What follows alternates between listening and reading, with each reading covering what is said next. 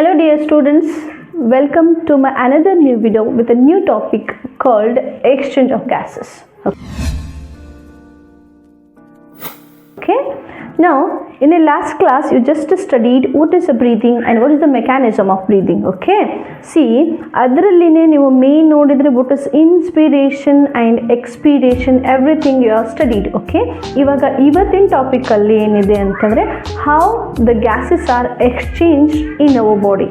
Okay, ಅದು ಯಾವ gas ಅಪ್ಪ ಎಕ್ಸ್ಚೇಂಜ್ ಆಗೋದು ಅಂತಂದ್ರೆ ಒಂದು ಆಕ್ಸಿಜನ್ ಇನ್ನೊಂದು CO2 ಅಂತಂದ್ರೆ ಕಾರ್ಬನ್ ಡೈಆಕ್ಸೈಡ್. ಓಕೆ, ಅದರಲ್ಲಿ the first exchange of gases ಅಂತಂದ್ರೆ ಎಲ್ಲಾಗತ್ತಂದ್ರೆ the primary site called alveoli. Okay, along with alveoli ಜೊತೆಗೇನೆ the exchange of gases is also occurred in between the blood and tissues. Okay, ಇವಾಗ ಈ exchange of gases ಆಗಬೇಕು ಅಂತಂದರೆ ಏನಾಗುತ್ತೆ ಅಥವಾ ಯಾವ ಥರ ಆಗುತ್ತೆ ಅಂತಂದರೆ mainly the oxygen and the CO2 is exchanged by the simple diffusion. ಓಕೆ, ಇದೇ ಸಿಂಪಲ್ ಡಿಫ್ಯೂಷನ್ ಯಾವ ಥರ ಅಂತಂದರೆ based on pressure gradient. Okay, ಇವಾಗ this pressure gradient is involved in the process of exchange of gases.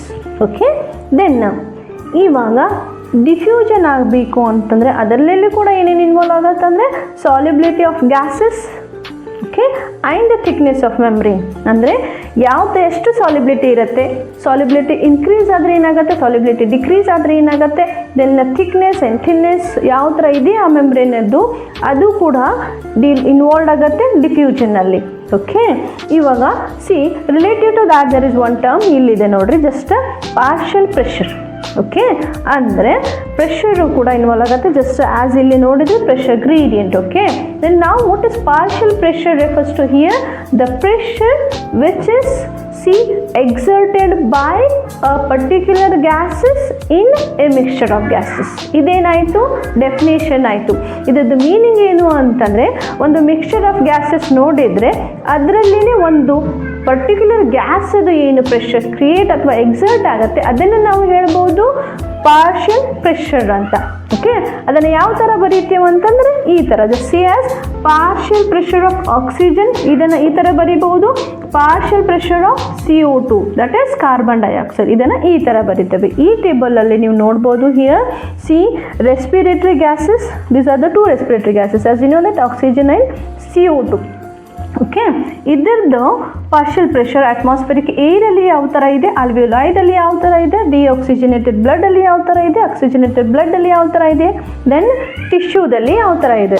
ಅಂದರೆ ಈ pressure how it is involved in exchange of gases. Okay, here you can first gases ಎಲ್ಲಿಂದ ಎಲ್ಲಿವರೆಗೂ ಎಕ್ಸ್ಚೇಂಜ್ ಆಗುತ್ತೆ ಅಂತಂದರೆ this is alveoli and this is the part of heart and this is tissue. Okay, ಅಂದರೆ ಇವಾಗ oxygen atmospheric ಏರಿಂದ ಲಂಗ್ಸಿಗೆ ಬರುತ್ತೆ, then it is reaches to alveoli. Here you can see the inspired air. Okay, ಇವಾಗ inspired air ಇವಾಗ ಇಲ್ಲಿ alveoli ಬಂದಮೇಲೆ alveolar air. Okay, then air ಆಲ್ವಿಯೋಲೈಯಿಂದ ಹಾರ್ಟಿಗೆ ರೀಚ್ ಆಗುತ್ತೆ. ಹಾರ್ಟಿಗೆ ರೀಚ್ ಆದಾಗ ಆಕ್ಸಿಜನ್ ಹಿಮೋಗ್ಲೋಬಿನ್ ಜೊತೆಗೆ ಬೈಂಡ್ ಆಗಿ ಆಕ್ಸಿಜನೇಟೆಡ್ ಬ್ಲಡ್ ಆಗಿ ಕನ್ವರ್ಟ್ ಆಗುತ್ತೆ. ಓಕೆ, ಇದು ಆಕ್ಸಿಜನ್ನ ತಗೊಂಡು ಹೋಗಿ ಟಿಶ್ಯೂಗೆ ಬಿಟ್ಕೊಡುತ್ತೆ. ಓಕೆ, ಇಲ್ಲಿ ಟಿಶ್ಯೂದಲ್ಲಿ ಏನು ಮೆಟಾಬಾಲಿಸಮ್ ಅಥವಾ ಕೆಟಾಬಾಲಿಸಮ್ ಏನು ಆಗ್ತಿರ್ತದಲ್ಲ ಅಲ್ಲಿ ಆಕ್ಸಿಜನ್ನ ಯುಟಿಲೈಸ್ ಮಾಡ್ಕೋತದೆ. ಆ ಫಂಕ್ಷನ್ ಮುಗಿದ್ಮೇಲೆ ಏನು ಟಿಶ್ಯೂ CO2 ಅನ್ನು ರಿಲೀಸ್ ಮಾಡಿರ್ತದೆ ಆ CO2 ಟಿಶ್ಯೂಯಿಂದ ಮತ್ತೆ ಹಾರ್ಟಿಗೆ ಬರುತ್ತೆ. As a result oxygenated blood is converted into deoxygenated blood. ಈ ಡಿಆಕ್ಸಿಜನೇಟೆಡ್ ಬ್ಲಡ್ ಹಾರ್ಟಿಂದ ಮುಂದೆ ಲಂಗ್ಸಿಗೆ ಹೋಗುತ್ತೆ. ಲಂಗ್ಸಿಂದ ಎಕ್ಸ್ಪೈರ್ಡ್ ಏರ್ ಮೀನ್ಸ್ ಲಂಗ್ಸಿಂದ CO2 ಮತ್ತೆ ಅಟ್ಮಾಸ್ಫಿಯರಲ್ಲಿ ರಿಲೀಸ್ ಆಗುತ್ತೆ ಅಥವಾ ಎಕ್ಸ್ಪೈರ್ ಆಗುತ್ತೆ by the process called expiration.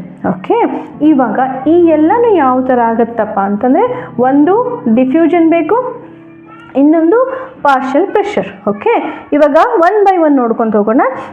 The respiratory gases ಅಂತಂದರೆ ಜಸ್ಟ್ ಆಕ್ಸಿಜನದ್ದು ಪಾರ್ಷಿಯಲ್ ಪ್ರೆಷರ್ ಅಟ್ಮಾಸ್ಫಿಯರಲ್ಲಿ ಎಷ್ಟಿದೆ ರೀ, 159 mmHg ಇದೆ.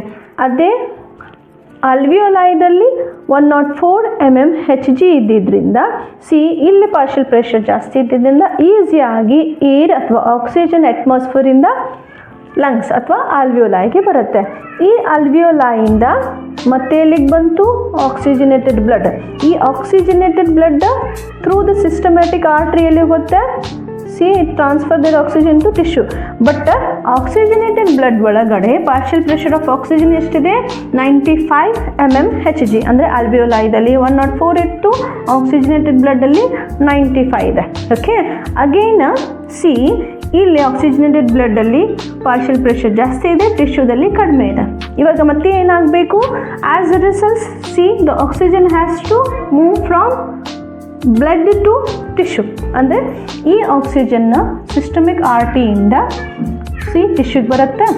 ಇಲ್ಲಿ ಸಿ ಇಲ್ಲಿ ಪಾರ್ಷಿಯಲ್ ಪ್ರೆಷರ್ ಕಡಿಮೆ ಇದೆ. ಎಷ್ಟು? Just 40 mmHg. As a result here see again now oxygen is released ಅಥವಾ ಸಪ್ರೇಟೆಡ್ ಬೈ ಹಿಮೋಗ್ಲೋಬಿನ್. ಓಕೆ, ಮತ್ತು ಇವಾಗ CO2 ನೋಡೋಣ. CO2 ಎಷ್ಟಿದೆ? ಪಾರ್ಷಿಯಲ್ ಪ್ರೆಷರ್ 45 mmHg ಇದೆ. Okay, here is also 45 mmHg. Okay, then see ಇಲ್ಲಿ ಡಿಫ್ಯೂಷನ್ ದೆನ್ ಪಾರ್ಷಿಯಲ್ ಪ್ರೆಷರ್ ಎರಡೂ involve ಆಗಿ ಏನಾಗ್ತದೆ ಅಂದರೆ ದ CO2 ಸಿ ಟಿಶ್ಯೂಯಿಂದ ಸಿಸ್ಟಮಿಕ್ ವೇನಿಗೆ ಬರುತ್ತೆ, ಅಂದರೆ ಹಾರ್ಟಿಗೆ ಬರುತ್ತೆ. Okay, why? Because see as the catabolism also over then the CO2 is release. As a result ಇಲ್ಲಿ ಆಕ್ಸಿಜನೇಟೆಡ್ ಬ್ಲಡ್ ಇದ್ದಿದ್ದು ಡಿಆಕ್ಸಿಜನೇಟೆಡ್ ಬ್ಲಡ್ ಆಗಿ ಕನ್ವರ್ಟ್ ಆಯಿತು. ಯಾಕ್ರಿ? ಬಿಕಾಸ್ ಆಕ್ಸಿಜನ್ ಇಲ್ಲಿ ಬಿಟ್ಟು ಕೊಡುತ್ತಾ, ದೆನ್ ಇಲ್ಲಿಂದ CO2 ತೊಗೊಂಡು ಹೋಗುತ್ತೆ. As a result here oxygenated blood is converted into deoxygenated blood. ಈ ಡಿಆಕ್ಸಿಜನೇಟೆಡ್ ಬ್ಲಡ್ ಒಳಗಡೆ CO2ದು ಪಾರ್ಷಿಯಲ್ ಪ್ರೆಷರ್ 45 mmHg ಇದೆ, ಅದೇ ಆಕ್ಸಿಜನದ್ದು 40 mmHg ಇದೆ. ಓಕೆ, ದೆನ್ ಇಲ್ಲಿಂದ CO2 ಮತ್ತು ಪಲ್ಮನರಿ ಆರ್ಟ್ರಿ ಥ್ರೂ ಸಿ ಆಲ್ವಿಯೋಲೈಗೆ ಬಿಟ್ಟು ಕೊಡುತ್ತೆ. ಅಂದರೆ ಇಲ್ಲಿಗೆ ಎಷ್ಟಿದೆ?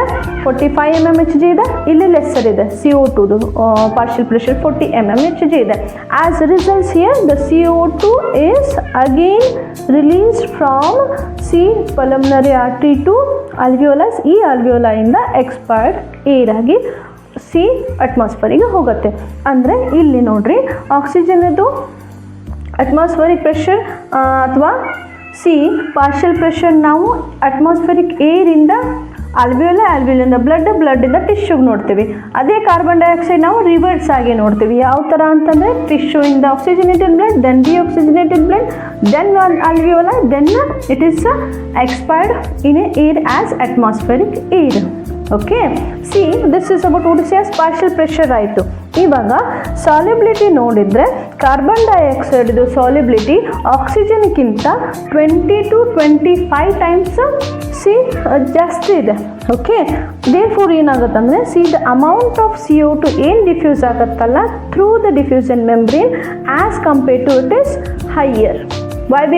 Because the solubility of the CO2 is 20 to 25 times is higher than the oxygen. Okay, ಇವಾಗ ಈ ಪರ್ಟಿಕ್ಯುಲರ್ ಟರ್ಮ್ ಏನು ಹೇಳಿದ್ದೇವೆ ಅಂತಂದರೆ ಡಿಫ್ಯೂಷನ್ ಮೆಂಬ್ರೇನ್ ಥ್ರೂ ಡಿಫ್ಯೂಷನ್ ಆಗುತ್ತೆ ಕಾರ್ಬನ್ ಡೈಆಕ್ಸೈಡ್.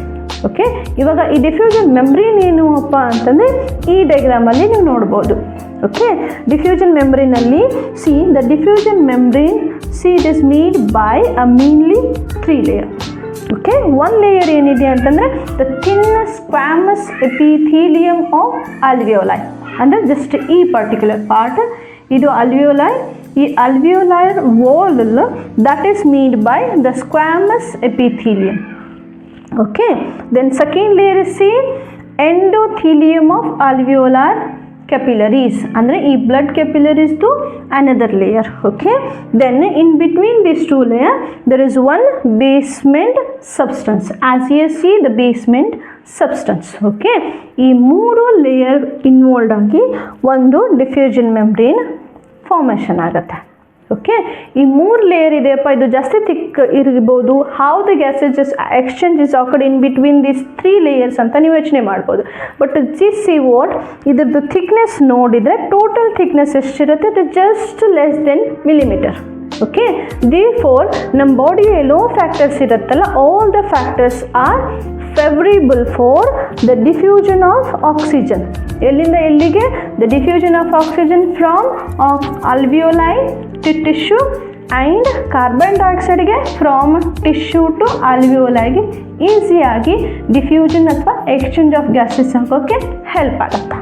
ಓಕೆ, ಇನ್ನು ಸಿ ಇನ್ ಸಮ್ರಿ ಹೇಳಬೇಕು ಅಂತಂದರೆ how the exchange of gases is occurred means one thing by the pressure gradient mainly the partial pressure is involve, another thing is see as by see the solubility of the gases means C1 the simple diffusion is involved, another thing is solubility is involved, another thing is thickness of membrane is involved. These three factors is mainly involved in the exchange of gases. Thank you.